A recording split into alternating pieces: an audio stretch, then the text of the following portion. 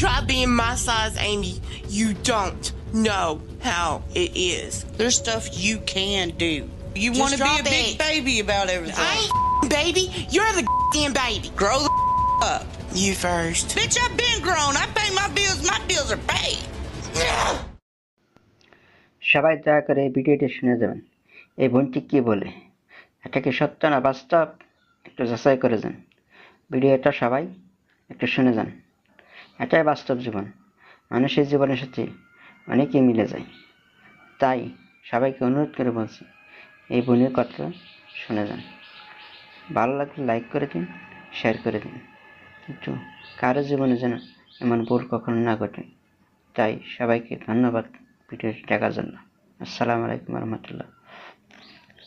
আমার আজকের এই ভিডিওটা সেই সমস্ত বিবাহিত মেয়েদের জন্য, যেই সব বিবাহিত মেয়েরা স্বামীকে দাম দেয় না, স্বামীকে সম্মান করে না, স্বামীর সঙ্গে কথায় কথায় ঝগড়া করে, স্বামীকে কথায় কথায় ভয় দেখায় যে আমি তোমাকে ছেড়ে চলে যাব। সেই সব বিবাহিত মেয়েদেরকে একটা কথাই বলি, দেখো বোন, একটা ডিভোর্সি মেয়ে তার স্ট্যাটাসে লাগিয়েছিল যে আমি পৃথিবীর যে কোনো বিনিময়ে যদি আমি আমার স্বামীর বাড়িতে ফেরত যেতে পারতাম তাহলে আমি আমার বাবা মায়ের সঙ্গে কোনো সম্পর্ক রাখতাম না।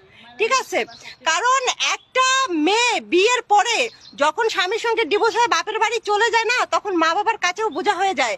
মা বাবা একটা সময় বলবে তুই তো স্বামীর বাড়িতে সংসার করতে পারিসনি, আমাদের ঘাড়ে এসে উল্টা বোঝা হয়ে গেছিস। কিন্তু ওই স্বামী নামক মানুষটার কাছে তুমি কখনো বোঝা মনে হবে না। ওর যেহেতু যতক্ষণ প্রাণ আছে ততক্ষণ তোমাকে ভালো রাখার জন্য যা কিছু করা লাগে সব কিছুই করবে। একটা সময় নিজের পেটের সন্তানও পর হয়ে যায় বিয়ের পরে, কিন্তু এই স্বামী নামক মানুষটা কখনো পর হয়ে যায় না।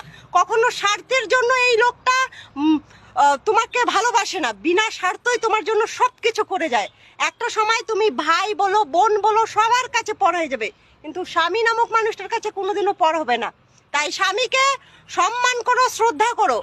কথায় আছে না, দাঁত থাকতে দাঁতের মর্ম বুঝো, যখন দাঁত থাকবে না তখন বুঝতে পারবে। তো সেইটাই, যার স্বামী নেই, যার ডিভোর্স হয়েছে, তাকে একবার